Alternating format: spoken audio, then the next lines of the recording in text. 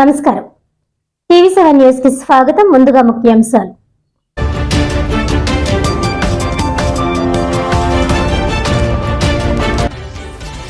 నిజాయితీగా ప్రజలకు రేషన్ సరుకులను సరఫరా చేయాలనే ఉద్దేశ్యంతోనే పాత రేషన్ విధానాన్ని పునఃప్రారంభించాం. కాకినాడ జిల్లా పీఠాపురం, కాకినాడలలో రేషన్ షాపులను ప్రారంభించిన రాష్ట్ర పౌర సరఫరాల శాఖ మంత్రి నాదెండ్ల మనోహర్.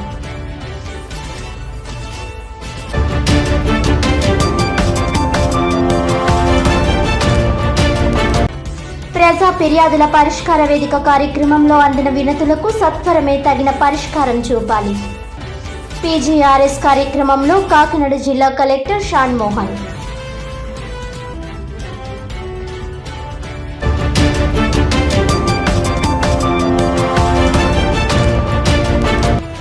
అట్టహాసంగా పీఠాపురం మార్కెట్ కమిటీ నూతన పాలకవర్గ ప్రమాణ స్వీకారం.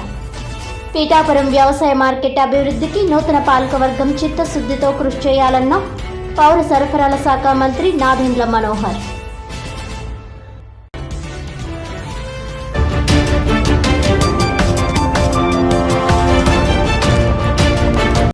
ఇక డీటెయిల్స్ చూస్తే, కూటమి ప్రభుత్వం తీసుకువచ్చిన కొత్త రేషన్ విధానాన్ని కాకినాడ జిల్లా పీఠాపురంలో పౌర సరఫరాల శాఖ మంత్రి నాదెండ్ల మనోహర్ ప్రారంభించారు.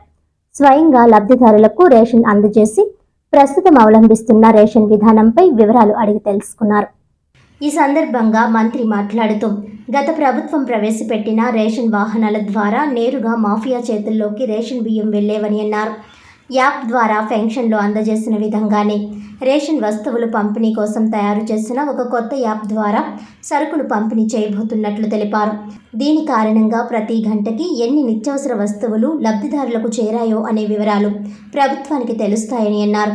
కూటమి ప్రభుత్వం తీసుకున్న మరో మంచి నిర్ణయం వల్ల 1,46,00,000 రేషన్ కార్డుల లబ్ధిదారులకు ప్రతి నెల మంచి జరగబోతుందన్నారు. రాష్ట్రంలో ఉన్న 29,761 రేషన్ షాపుల ద్వారా వికలాంగులకు ఇంటి వద్దకే రేషన్ అందేలా చర్యలు చేపట్టామని అన్నారు. దశాబ్దాల కాలంగా ఉన్న రేషన్ షాపుల వ్యవస్థను గత ప్రభుత్వం దురుద్దేశ్యంతో రద్దు చేస్తుందని విమర్శించారు.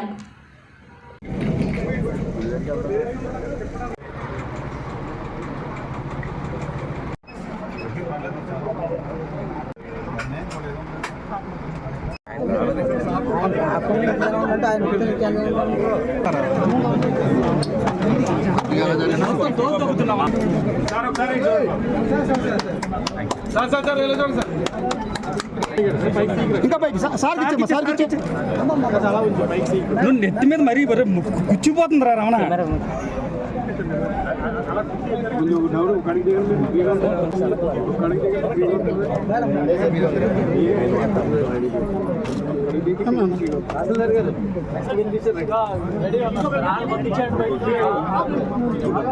జనం ఎక్కువ సర్వర్ తగలట్లేనట్టు ఉంది సార్. సార్ అది ఒకసారి ఇలా చూపించండి సార్, సరిపోతుంది మాకు. ఇలా ఎలా చూపించండి sir. Okay, thank you sir. మేము దిగిపోతాం సార్, మేము దిగిపోతాం.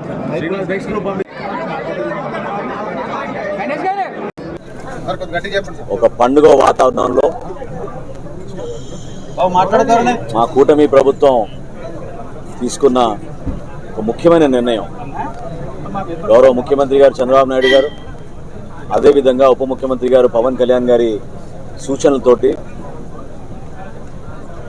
రాష్ట్రంలో ఉన్న 1,46,00,000 రేషన్ కార్డుదారులకు, వారి కుటుంబాలకు ఈ రోజు నుంచి 29,761 రేషన్ షాపుల ద్వారా ఒక అద్భుతమైన కార్యక్రమం మనం ఒక్కసారి మేము పునఃప్రారంభించాం. దీని వెనక గతం నుంచి చెప్తా వచ్చా నేను, పటిష్టంగా ఉన్న వ్యవస్థని, దశాబ్దాల కాలంగా ప్రజలకి మెరుగైన సేవలు అందిస్తూ ఉన్న ఈ రేషన్ షాపుల్ని దురుద్దేశంతో రద్దు చేసి ఎండియు వ్యాన్లు తీసుకొచ్చి 9,260 ఎండియు వ్యాన్ల కోసం దాదాపు 1,700 కోట్ల రూపాయలు వెచ్చించి రాష్ట్రానికి ఎంతో నష్టం కలిగించారు. ఈ 29,000 రేషన్ షాపులు ప్రతిరోజు 1వ తారీఖు నుంచి 15వ తారీఖు వరకు ఉదయం 8 నుంచి మధ్యాహ్నం 12 వరకు, మళ్ళీ 4ంటికి ఓపెన్ చేసుకుని సాయంత్రం 8 వరకు కార్డుదారులు అందరికీ కూడా అందుబాటులో ఉంటారు. ఇంకొక ముఖ్య కార్యక్రమం దీంట్లో ప్రారంభించాం. మొట్టమొదటిసారి రాష్ట్ర ప్రభుత్వం తీసుకున్న నిర్ణయం, ఎవరైతే 65 సంవత్సరాలు నిండిన వృద్ధులు ఉన్నారో, ఎవరైతే దివ్యాంగులు ఉన్నారో వాళ్ళందరికీ కూడా ఇంటికే వెళ్ళి డెలివరీ చేసేటట్టు 5వ తారీఖు లోపే ప్రతి రేషన్ షాప్ నుంచి ఆ కార్యక్రమం ప్రారంభిస్తాం. మన కాకినాడ జిల్లాలోనే దాదాపు 71,000 మంది దానికి అర్హతగా మేము గుర్తించాం. రాష్ట్ర వ్యాప్తంగా 15,60,000 మందిని ఇంటింటికి వెళ్ళి మేము డోర్ డెలివరీ చేస్తాం. ఇప్పటికీ 10:30 సుమారు ఈ సమయంలో కూడా ఈ 29,796 షాపులు కాను 24,795 షాపులు ఆల్రెడీ ఉదయం నుంచి రేషన్ పంపిణీ చేస్తూ ఉన్నారు. ఇది ఒక అద్భుతమైన కార్యక్రమం. మన రాష్ట్రంలో ఉన్న జనాభాలో 4,42,00,000 మందికి మేము రేషన్ సరఫరా చేసేటట్టు ఏర్పాటు చేశాం. అదే కాదు, అదనంగా 10% కూడా ప్రతి షాప్కి ఎక్కువగా ఇచ్చాం. ఎందుకంటే కేంద్ర ప్రభుత్వం అవలంబించబోయే కొత్త పాలసీని మన రాష్ట్రంలో ముందే మనం ప్రవేశపెట్టి ఎక్కడైనా సరే, ఏ షాప్లో అయినా సరే ఎవరైనా రేషన్ కార్డుదారులు వారి సరుకును తీసుకోవచ్చు. దాన్ని పోర్టబిలిటీ అంటాం. నేషన్ వైడ్ పోర్టబిలిటీ ఎస్టాబ్లిష్ చేస్తున్నారు కాబట్టి ముందుగానే మనం మన రాష్ట్రంలో ఈ కార్యక్రమాన్ని అద్భుతంగా ముందుకు తీసుకొచ్చాం. ఎంతో గర్వకారంగా భావిస్తున్నాను నేను. మా పార్టీ అధ్యక్షులు పవన్ కళ్యాణ్ గారి నియోజకవర్గంలో పిఠాపురంలో ఈ రోజున ఈ రాష్ట్ర వ్యాప్తంగా ఈ కార్యక్రమాన్ని ప్రారంభించడం ఒక గొప్ప అదృష్టంగా భావించడమే కాకుండా మా నాయకులు, కార్యకర్తలు అందరూ కలిసికట్టుగా ప్రతి షాప్లో కూడా ప్రతి గౌరవ శాసనసభ్యులు, పార్లమెంట్ సభ్యులు, మంత్రులు అందరినీ కూడా ముఖ్యమంత్రి గారు కూడా ఆదేశించారు. ఈ రోజున కనీసం 3 రేషన్ షాపులు ప్రారంభించమని ఈరోజు గౌరవ ముఖ్యమంత్రి గారు ఆదేశించడం జరిగింది. ఖచ్చితంగా ప్రతి నియోజకవర్గంలో కూడా పారదర్శకంగా, నిజాయితీగా ప్రతి కుటుంబానికి, ప్రతి డీలర్ కూడా ఆదర్శవంతంగా నిలబడేటట్టు మేము తీర్చిదిద్దాం. టెక్నాలజీని ఉపయోగించుకుంటున్నాం. గతంలో ఎప్పుడు లేని విధంగా ఒక కొత్త యాప్ డిజైన్ చేసాం. ఆ యాప్ ద్వారా ఎప్పటికప్పుడు నమోదు చేసుకుంటూ ప్రతి గంట కూడా మాకు పెన్షన్లు ఏ విధంగా మేము ప్రతిరోజు సమాచారం అందిస్తున్నామో అదేవిధంగా రేషన్ సరుకులు కూడా ఎన్ని షాపుల్లో ఎంతమందికి అందిందో, ఏ గంటకి ఎంతమందికి అందిందో దానిపైన కూడా మేము ఖచ్చితంగా సమాచారం మేము తెచ్చుకుంటున్నాం ఈ టెక్నాలజీ ద్వారా. రాబోయే రోజుల్లో ఖచ్చితంగా మేము మరింత మార్పులు తీసుకొస్తాం. సీసీ కెమెరాలు ఏర్పాటు చేస్తాం. వచ్చిన వినియోగదారులకి సౌకర్యాలు కల్పిస్తాం.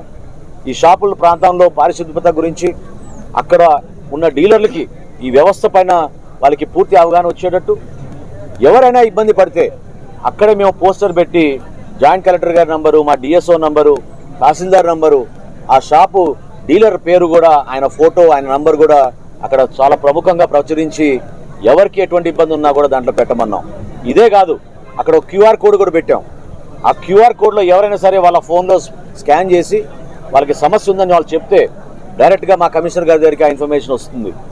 కేంద్ర కార్యాలయం నుంచి మేము పర్యవేక్షించి ఎప్పటికప్పుడు తూకం విషయంలో కానివ్వండి, ఎక్కడైనా ఏమైనా నాణ్యత విషయంలో కానివ్వండి, క్వాలిటీ లోపాలు ఏమైనా ఉన్నా సక్రమంగా సరైన సమయానికి వాళ్ళు తెరవకపోతే మేము చర్యలు తీసుకుంటాం.